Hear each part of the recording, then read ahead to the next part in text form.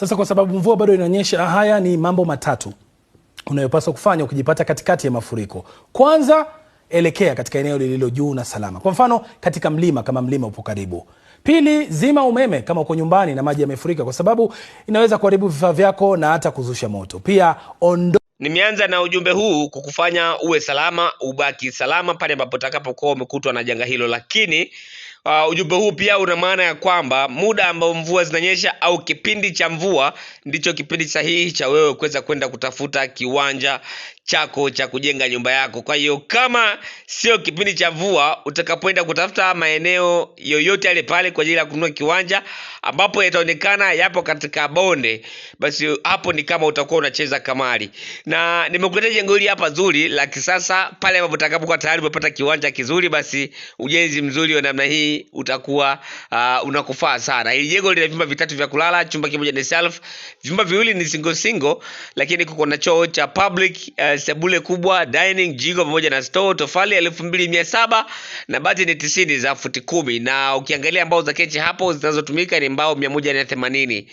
Ya urefu wa jengo ni mita 15 na upana ni mita 10.2. Of course, unaweza kuona namna gani ambavyo jengo limekaa na ni zuri la kisasa. Mpangilio ndio kila kitu. Unaweza kaa una jengo lako lina kila kitu ndani, lakini mpangilio wake ukawa umekaa kizamani. Kwa hiyo ninachoweza kusema ni kwamba mpangilio ndio kila kitu. Sasa katika hili jengo pia, namna ambavyo vimeweza kupangilika, vyumba vimeweza kukaa katika upande mmoja ambao ni superb na inapendeza sana, kwa sababu mtu ambaye atakuwa ni mara ya kwanza kuingia kwenye hili jengo ataliona jengo kubwa sana akiwa ndani, na akitoka nje ataona mbona jengo ni la kawaida sana. Hawa watu wanatokea upande gani? Kwa sababu ukiingia ndani moja kwa moja utaona corridor ya kuelekea vyumbani, lakini hautaweza kuona mlango wowote wa chumba. Sasa hii sio kwamba ni kwa bahati mbaya, hapana.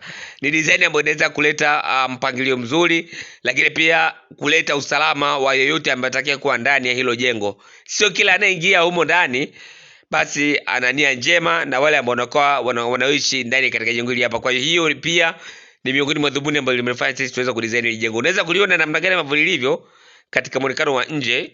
Linaonekana dogo, jembamba, lakini ni zuri na linavutia sana. Kumbuka, ramani kama hii na zingine nyingi zote zinapatikana katika kurasa za Makazi Mpanda. Kwa hiyo unapokuwa karibu na kurasa za Makazi Mpanda, na maana vitu kama hivi ni vitu ambavyo utakuwa ukivitazama mara kwa mara. Nashauri sana watu wawe wanatazama ramani, kwa sababu unapokuwa unatazama ramani za nyumba mara kwa mara inakupa idea nyingi sana za namna gani utaweza kukamilisha ujenzi wako wewe pale ambapo utakapokuwa unataka kujenga jengo lako la kuishi, aidha la kuishi au hata jengo la biashara, of course, kwa sababu utakuwa tayari umeshazitazama ramani nyingi. Unajua ni ipi itanifaa, ni ipi nianze nayo, ni ipi haitanifaa. Kwa sababu uzuri wa kujenga kwa ramani ni kwamba unakuwa unajua ni nini ambacho kinaenda kutokea huko mbeleni, ni nini ambacho kitakuja kutokea baada ya wewe kukamilisha ujenzi wako. Tofauti na ile unajenga bila ramani, kila kitu chochote utakachokiona basi utakipokea. Sasa kwenye hii ramani kuna kitu ambacho ni cha ziada sijakizungumza hapo awali, ni choo cha public cha nje. Ukizana na choo cha public kwa upande wa ndani, kipo choo cha public kwa upande wa nje ambapo nakiona hapo, na hicho choo mlango wake ndio huo unaonekana hapo nje. Kwa hiyo wale wote ambao hawahusiki ndani hawawezi kutumia choo cha public cha ndani, watatoka nje kwa ajili ya choo hicho hapo cha public kwa ajili ya watu wa nje. Sawa, na unaweza ukajenga jengo hili hapo ukaweka choo cha public katika side hiyo au katika upande huo, kama utakuwa na uhakika wa kujenga nyumba nyingine ndogo ambayo itakuwa na vyumba ambavyo ni single. Kwa hiyo hautalazimika kuweka choo kingine upande wa pili, bali choo kitatumika katika jengo lako hilo hilo. Kwa hiyo utakuwa umesave eneo, lakini pia utakuwa umesave gharama za kutengeneza choo kwa jengo lingine ambalo utakao kuwa unaenda kulijenga hapo.